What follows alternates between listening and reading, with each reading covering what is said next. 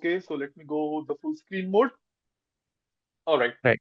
So first, let's start with what is M&A. Basic तो ये है ना कि M&A होता क्या है.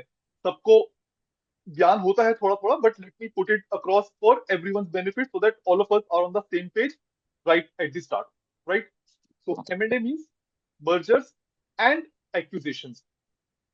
It is a process when two companies combine together. उसको हम मर्जर बोलेंगे, या एक कंपनी ने दूसरी कंपनी को खरीद लिया, उसको हम एक्विजिशन बोलेंगे. And reason can be anything. You want to grow fast, you want to reduce competition, कोई नई मार्केट प्रोडक्ट में एंट्री लेनी है, कोई न्यू ज्योग्राफी में एंट्री लेनी है. अगर मेरे को आज मैं अगर इंडिया में ऑपरेट कर रहा हूँ और मुझे यूके यूएस या कोई और ज्योग्राफी में जाना है, तो ऐसा नहीं हो सकता कि मैं वहां पे जाके स्टार्टिंग से अपना बिजनेस ऑर्गेनिकली ग्रो करूं. तो मैं क्या करूंगा, वहां की राइट। कंपनी को खरीद लूंगा. सो वो एक राइट। बड़ा रीजन होता है. And similarly we can have a reason of buying new technology. अगर मैं टेक्नोलॉजी खुद डेवलप नहीं कर सकता, तो कोई छोटी कंपनी जो वो टेक्नोलॉजी डेवलप कर रही है, उसको मैं एक्वायर कर लूंगा. So there are right. All these reason why this thing happens, merger and acquisition. Hmm. Difference बस समझना जरूरी है. Although we combine the two terms, mergers and acquisitions together, but there is a difference. In a merger, what happens is that when the two companies combine, they form a new single entity. ठीक है. For example, Jio Hotstar. I think right. 2 साल पहले तक जियो cinema अलग platform था, Disney plus Hotstar अलग platform था, हम अलग अलग जाके देख सकते थे. बट डील हुई, दोनों कंपनीज कंबाइन हुई, एंड उससे एक ही एंटिटी निकल के आई, Jio Hotstar. Now we just have to go and watch Jio Hotstar on a single channel. No Jio Cinema separate, no Disney plus Hotstar separate. Okay, so this is an example of a merger, very simple example. What is an acquisition? Acquisition में, again, two companies are coming together, but in this case, one company is buying the another company, and both the companies still operate independently. कोई एक single right. Entity नहीं बचती. दोनों entities अलग अलग काम कर रही हैं अभी भी. It's just that ownership new buyer के पास आ गई है. इंडिया के कॉन्टेक्स्ट में अगर एक एग्जांपल देखें, सो a few years ago Flipkart acquired Myntra, but अभी भी Flipkart अलग चल रहा है, Myntra अलग चल रहा है. You can go and do online shopping from either of the platforms. So right. simple terms में यही है डिफरेंस, कि मर्जर में एक एंटिटी बचती है, एक्विजिशन में अलग अलग रहती है. The question is, why do okay. we then combine these two terms? Why do we then combine these two concepts? कि अगर हम्म। अलग अलग ही है तो कंबाइन क्यों करते हैं? Because the process is very similar.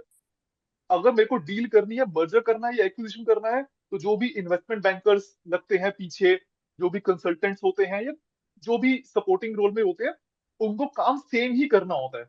It's just that कि वो लीगल एंटिटी का एक छोटा सा डिफरेंस आ जाता है, कि लास्ट में दो एंटिटीज बचेंगी या सिंगल एंटिटी बचेगी. तो काम सेम है, प्रोसेस सेम है, इसीलिए we combine these two concept together, and this is a combined field, you can say. Then we have already discuss this, कि पीछे के रैशनल रीजनिंग क्या होती है. So I will not spend much time on this. Now there can be very different types of M and A. ऐसा भी नहीं है कि एम एंड ए बोल दिया तो काम खत्म. अलग अलग हम्म। चीजें होती हैं एम एंड ए में भी. So let me quickly give you a flavour of that as well. One is called a horizontal merger. इसमें क्या होता है कि जो कंपनी सेम इंडस्ट्री में है, एंड सेम सेम स्टेज पे है. फॉर एग्जाम्पल, अगेन कुछ साल पहले जब रिलायंस जियो की एंट्री हुई इंडिया की टेलीकॉम मार्केट में, so there were two entities separate, Vodafone and Idea. These two companies combined together. दोनों कंपनी सेम ही काम कर रही थी, सेम इंडस्ट्री में, सेम स्टेज पे थी. So that is an example of a horizontal merger. एक न्यू एंटिटी आई, उन्होंने फोर्स किया मार्केट में, एंड दो कंपनीज मर्ज हो गई कि अब हम as a combined entity competition देंगे. That is an hmm. Example of a horizontal merger. Second type is a vertical merger. Vertical merger मतलब कंपनीज अभी भी सेम इंडस्ट्री में होंगी, लेकिन डिफरेंट चेन में वो अलग अलग होंगी, different stage of the supply chain.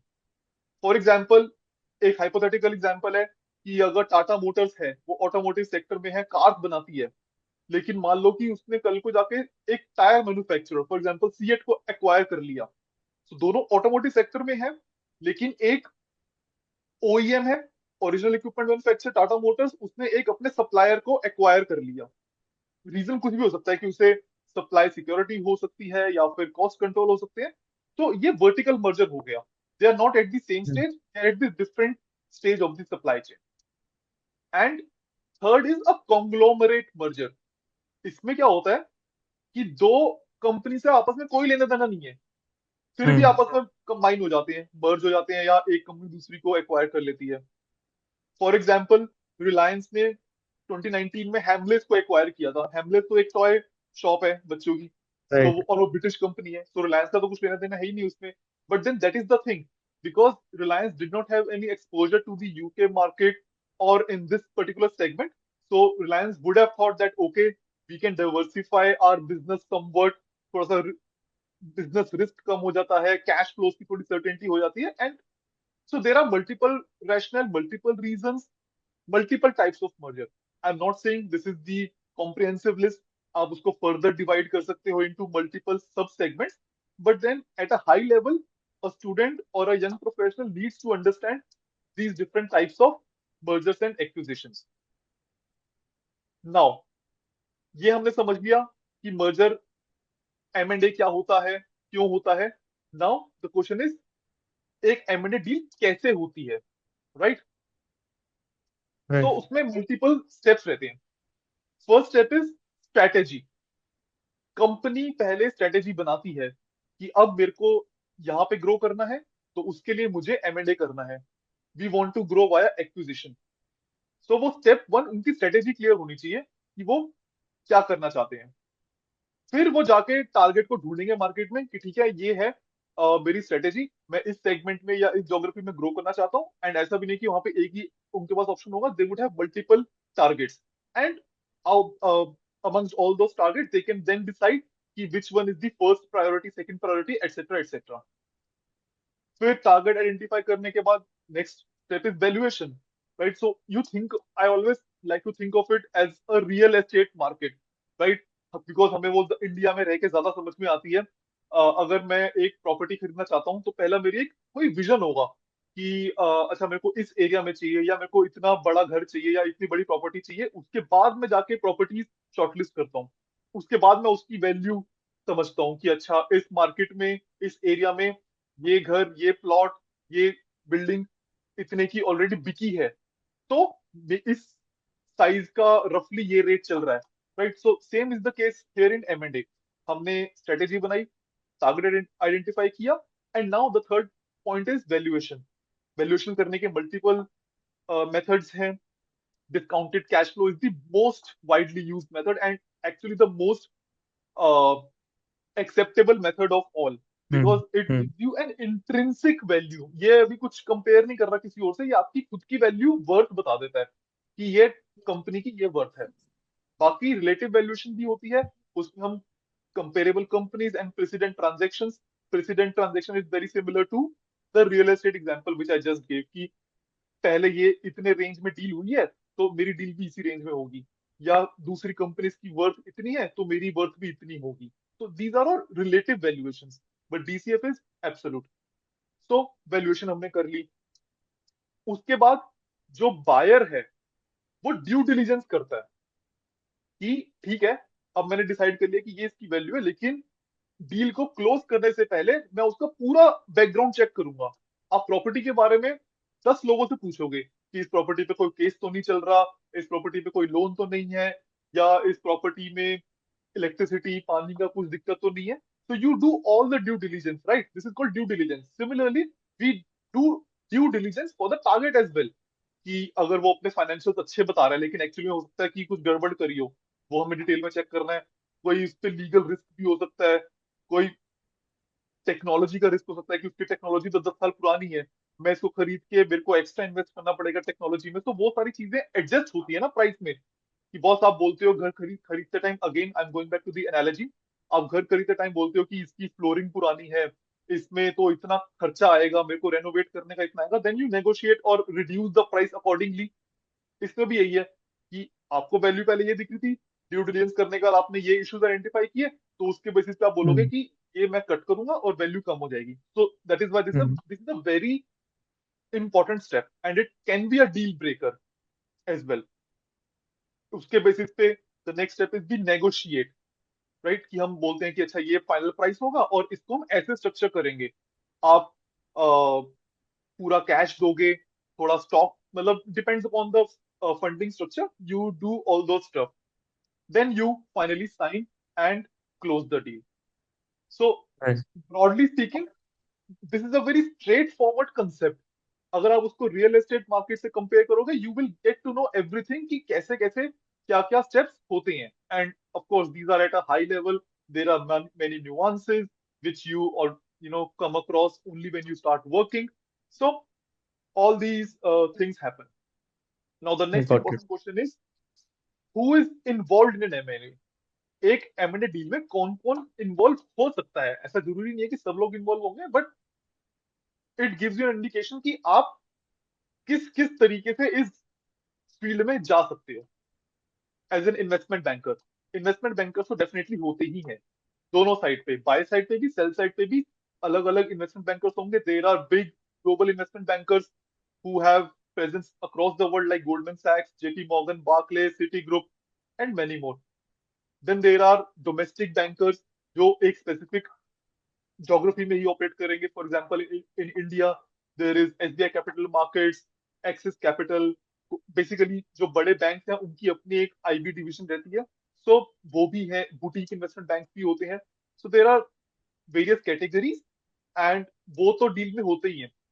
उनके साथ साथ there are always consultants, external consultants who have their own specialization. For example McKinsey and company, they are pure strategic consulting firms. Then big fours like EY, PwC, Deloitte, KPMG, they have their advisory or deals vertical, wherein they help in mostly every kind of service, starting from valuations, modeling, due diligence, and everything. And in fact, strategy as well. They also help in M&A strategy. So वो सब रहते हैं lawyers, because हमने देखा है कि कुछ अगर लीगल व्यू पॉइंट से हमें डील को एनालाइज करना है, टारगेट को एनालाइज करना है, तो उसके लिए लॉयर्स रहते हैं, अकाउंटेंट्स रहते हैं, कंपनी एग्जीक्यूटिव कि जो एक कॉर्पोरेट अगर बिक रही है, कंपनी अगर मर्ज हो रही है या एक्वायर हो रही है, तो right. Obviously there would be internal corporate finance team which will hmm. facilitate that deal. Hmm. So you hmm. can actually try and enter this field from each of these areas. How do companies pay? Again, या तो pure cash की deal होती है, या फिर stock deal होती है कि कोई कैश ने एक्सचेंज नहीं किया हैंड, बट बायर ने बोला सेलर को कि अगर बायर को 100 रुपीज देने हैं सेलर को, तो बायर बोलेगा मेरा एक स्टॉक 10 रुपए का वर्थ है, तो आप मेरे 10 स्टॉक्स ले लो।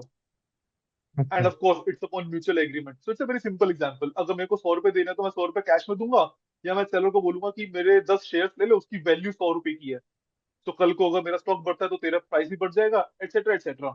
But mostly what happens is it's a combination कि कुछ कैश में ले लिया, कुछ स्टॉक में ले लिया। And of course debt is a different beast altogether. We call it leveraged buyout. It's kind of a very advanced concept of M&A. So all these options are possible, are always there on the table. Then right. just I will take a last few minutes. Then comes a very important point of synergy, कि एक company merge हो रही है या एक company दूसरी company को acquire करी है, तो वैसे क्यों कर रही है? मतलब we understood the reasons, but one of the most important reasons is synergy. Synergy मतलब in simple terms 1 + 1 will not be equal to 2, it will be more than 2। कि अगर एक कंपनी का रिवेन्यू 100 है, दूसरी कंपनी का 50 है, कंबाइन होने पे डे वन पे their revenue will be 150, but down the line they estimate that it will increase from 150 to maybe 200, purely because of revenue synergy, cross selling opportunities, या cost synergies. There are different types of synergy. Cost synergy मतलब कुछ duplicate expenses होंगे, दोनों companies में शायद common software system होंगे, तो एक कंपनी का ही सॉफ्टवेयर इनफ होगा, दूसरी कंपनी का सॉफ्टवेयर लाइसेंस मेरे को रिन्यू नहीं करना पड़ेगा, मेरी कॉस्ट बच गई। May be right. HR side से, पीपल साइड पे, there would be a few departments which will be duplicate, so उनको आप हटा सकते हैं, etcetera etcetera. So there are many reasons and this is synergy is one of the main reasons why buyers go for acquisition, right? And if I talk about career path, if someone is interested in this field, then they have these different options कि वो these कैसे are the exit opportunities basically. तो sir ने पूरा entry point. PPT में बना लिया, हमारे सारे हाँ, सवालों का जवाब तो पीपीटी में पहले ही दे दिया है। ग्रेट। मैं तो हाई दीज आर लेवल पे अभी बता रहा हूँ, डिटेल में तो हम डिस्कस करेंगे ही। So right. Different career path, investment banking में आप जा सकते हो, प्राइवेट इक्विटी में, कॉर्पोरेट में जा सकते हो, like I told you strategic consulting में जा सकते हो, ODD profile, etcetera etcetera, right? All these are the exit opportunities basically in the M&A field. Perfect. तो सब absolutely absolutely. Great great great. तो गाइस जिनको भी डील रिलेटेड प्रोफाइल्स में जाना है, देखो आईबी में जिनको जाना था, फाइनेंस की सबसे सुपर नीश प्रोफाइल जिनमें आपको दिखता है ना 30-30 लाख का package, front end investment banking का 40 लाख का पैकेज, वो सब आपकी जो फील्ड्स हैं, उनका जो कोर है, जो बेस है, दैट इज एमएनए।